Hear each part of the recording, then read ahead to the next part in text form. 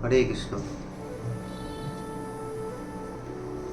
তো আগত গৌর পূর্ণিমা উপলক্ষে, শ্রীমান মহাপ্রভুর আবির্ভাব তিথি উপলক্ষে আমরা এখন থেকে শ্রবণ করব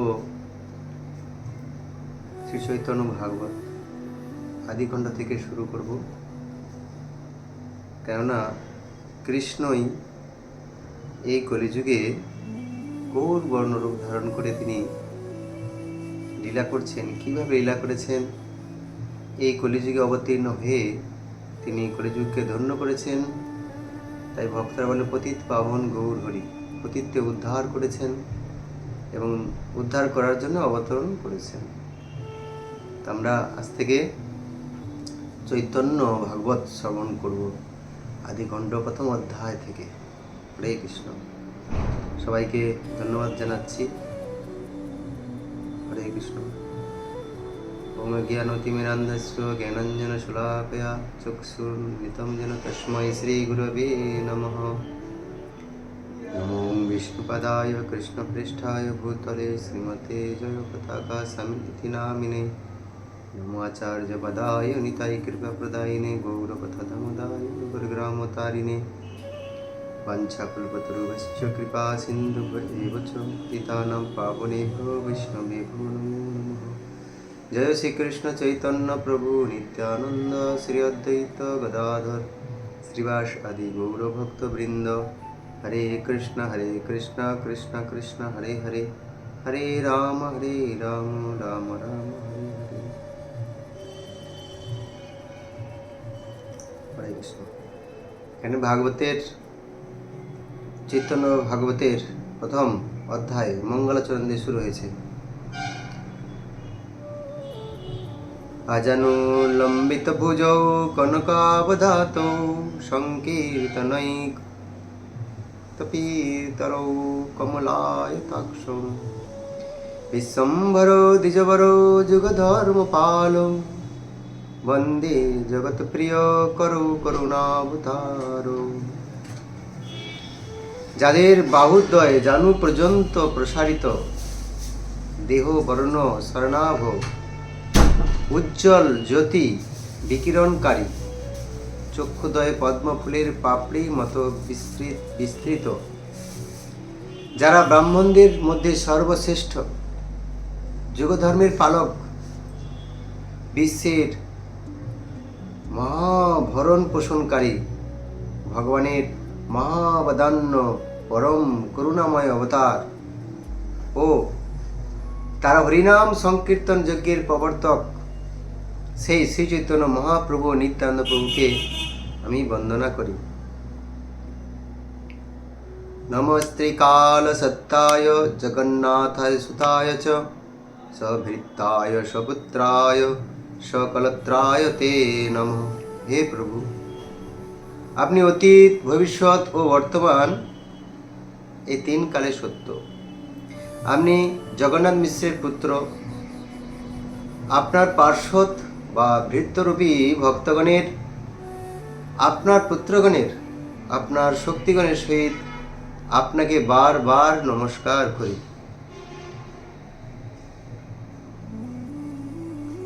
অবতীর্ণৌ কারুণ্যৌ পরিচ্ছিন্নৌ সদীশ্বরৌ শ্রীকৃষ্ণ চৈতন্য নিত্যানন্দ দৌ ভ্রাতরৌ ভজে। করুণাময় মধ্যম আকার, নিত্যানন্দ স্বরূপ, সর্বনিয়ন্তা, জগতে আবির্ভূত শ্রীকৃষ্ণ চৈতন্য ও নিত্যানন্দ নামক ভাতৃদ্বয়কে আমি ভজনা করি। সজয়তি বিশুদ্ধ বিক্রম কনকাভ কমলায় তক্ষেন বরজানু বিলম্বী ষড়ভুজ বহুধা ভক্তিরসার্থক। শুদ্ধ সত্যময় স্বর্ণকান্তি পদ্মপলাশ লোচন, জানু পর্যন্ত বিস্তৃত, ষড়ভুজযুক্ত, কীর্তনকালে ভক্তিরস পরিপ্লুত, বিভিন্ন প্রকারে নিত্যশীল শ্রী চৈতন্য মহাপ্রভু জয় যুক্ত হন।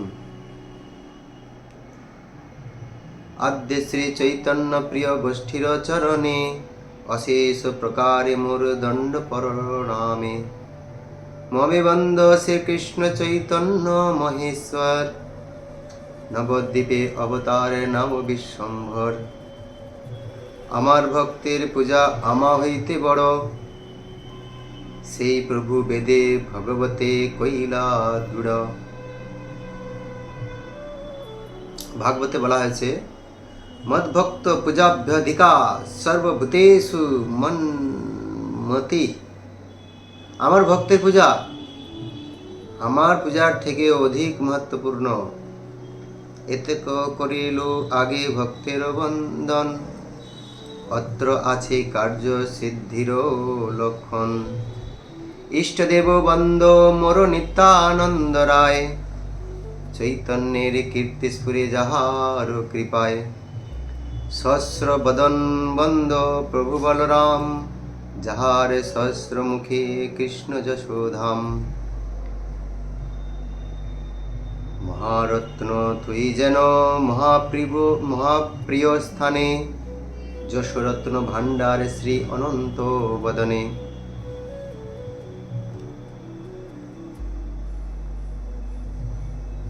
অতএব আগে বলরামের স্তবন, করিলে সে মুখে সুরে চৈতন্য কীর্তন।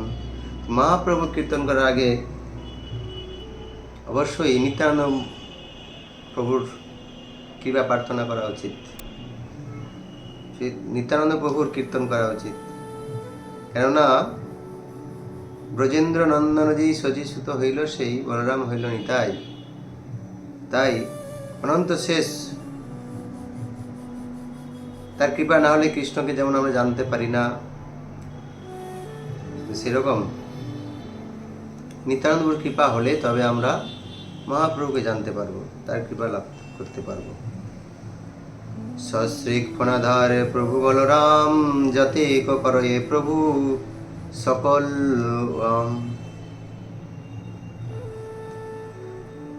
হলধর মহাপ্রভু প্রকাণ্ড শরীর, শ্রী চৈতন্য চন্দ্রে যশমত্ত মহাধীর।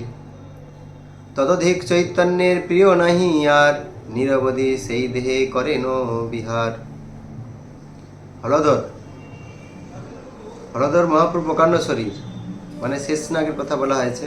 তো হলধর সেই বলরাম বা সেই নিত্যানন্দ চৈতন্যের যশমত্ত মহাধীর। ধীর, ততধিক চৈতন্যের প্রিয় নাহি আর,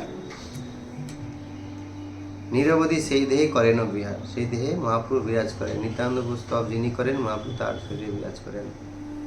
তাহার চরিত্র যেবা জনে শুনে গায়, শ্রী কৃষ্ণ চৈতন্য তার পরম সহায়। নিত্যানন্দ প্রভুর চরিত্র যে গুণ মহিমা কীর্তন করবেন, শ্রীকৃষ্ণ চৈতন্য তার পরম সহায় থাকবেন। মহাপ্রীত হয় তারে মহেশ পার্বতী, জিহায় স্ফুরয়ে তার শুদ্ধা সরস্বতী। শুধু তাই নয়, শিব পার্বতী তার প্রতি কৃপা করবেন এবং তার জিভায় স্বয়ং সরস্বতী থাকবেন। শুদ্ধা সরস্বতী থাকবেন। পার্বতী প্রভৃতি নবার বুধ নারী লইয়া, শঙ্কর্ষণ পূজে শিব উপাসক হইয়া। শঙ্কর্ষণের পূজা করেন স্বয়ং শিব ঠাকুর। নব অর্বুদ অর্বুদ নারী লইয়া তিনি উপাসনা করেন শিব ঠাকুর। পঞ্চম স্কন্দের এই ভাগবত কথা, সর্ব বৈষ্ণবের বন্ধ বলরাম গাথা। তান রাসক্রীড়া কথা পরম উদার, বৃন্দাবনে গোপীসনে করিলা বিহার। 2 মাস বসন্ত মাধব মধু নামে, হলায়ুধ রাসক্রীড়া কহে পুরাণে। সে সকল শ্লোক এই শুনো ভাগবতে, শিশু কহেন শুনে রাজা পরীক্ষিতে। তো সুখদেব গোস্বামী ভাগবত কথা বলছেন এবং রাজা পরীক্ষিত মহারাজ শ্রবণ করছেন। এখানে কয়েকটি শ্লোক আলোচনা করেছেন। দশম স্কন্ধের 65, 17, 18, 21 এবং 22 নম্বর। ধৌমাসৌ তত্র চ বৎসির্মধুম মাধমেব চ রাম ক্ষপাসু ভগবান গোপীনাম রতিমা বহন। পরমেশ্বর ভগবান শ্রী বলরাম সেখানে মধু ও মাধব এই 2 মাস বিশ্রাম গ্রহণ করলেন এবং রাত্রিকালে তিনি তার গোপীগণকে প্রণয় সুখ প্রদান করলেন। পূর্ণচন্দ্র কলামিষ্টে কৌমুদি গন্ধবায়ুনা যমুনোপবনে রেমে সেবিতে স্ত্রীগণৈবৃত। বহু রমণীর সঙ্গে যমুনা নদীর তীরে একটি উদ্যানে শ্রী বলরাম আনন্দ উপভোগ করলেন।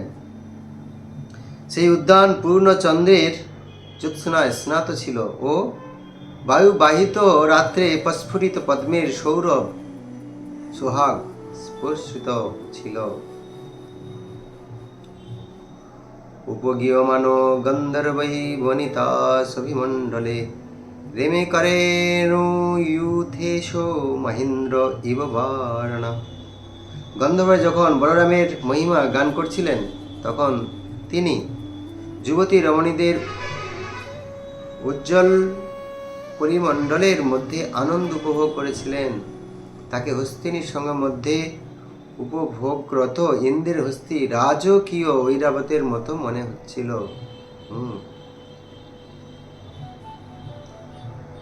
নির্দুন্দুভয় ভূম্নি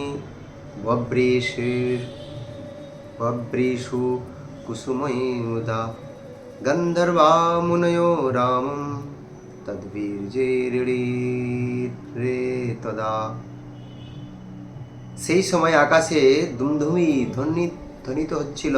গন্ধর্বগণ আনন্দে পুষ্প বর্ষণ করছিলেন এবং মহান ঋষিগণ শ্রী বলরামের বীরত্বসূচক কর্মের স্তুতি করছিলেন।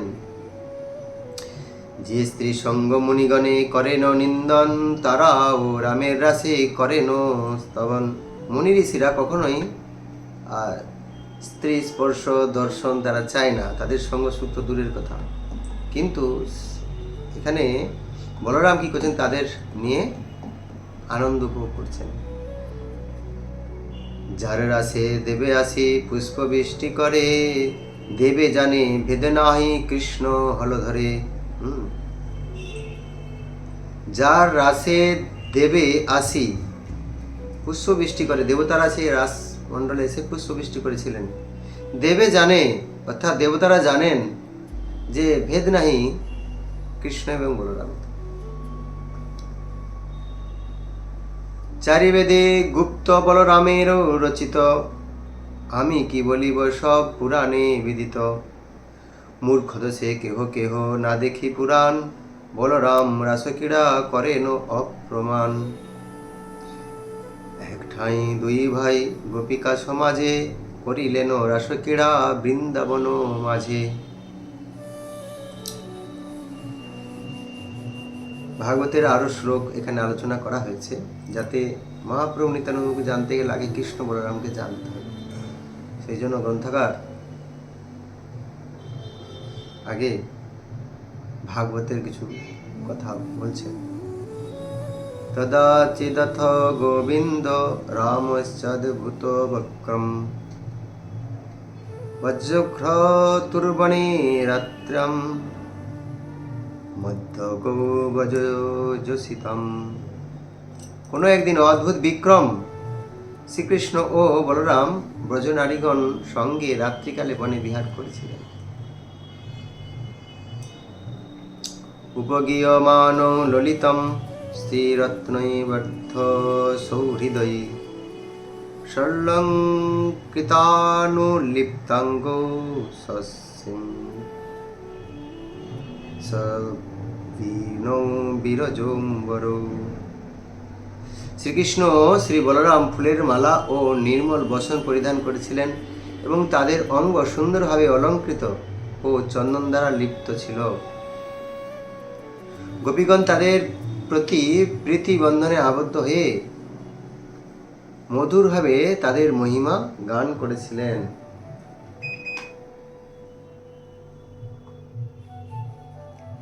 নিশামুখম মানয়ন্তা বুদিতো রূপতারকম মল্লিকা গন্ধমত্তালি জুষ্টং কুমুদ বায়ুনা।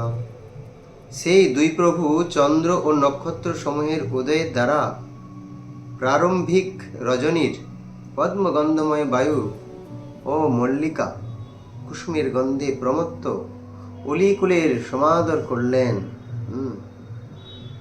সে রাত্রিবেলা সেই অত্যন্ত সুন্দর রজনীগন্ধা ফুল, পদ্ম ফুলের সেই সুগন্ধ বায়ু ও মল্লিকা কুসুমের গন্ধে প্রমত্ত অলিকুলের সমাদর করলেন। অলিকুল মানে হচ্ছে মৌমাছি বা ভ্রমর, সমাদর করলেন। জগতু সর্বভূতানাং মনঃশ্রবণ মঙ্গলম তৌ কল্পয়ন্তৌ যুগপৎ স্মরমণ্ডলমূর্ছিতম। শ্রীকৃষ্ণ ও শ্রী বলরাম সমস্ত জীবের মন ও শ্রবণের সুখাবহ যুগপৎ সমস্ত স্বর মূর্ছনা সৃষ্টি করে গান করলেন, ভ্রমরের মতন গান করলেন। বলি মানে হচ্ছে ভ্রমর। ভাগবতী শুনি যার রামে নাহি প্রীত, বিষ্ণু বৈষ্ণবের পথে সে জন বর্জিত।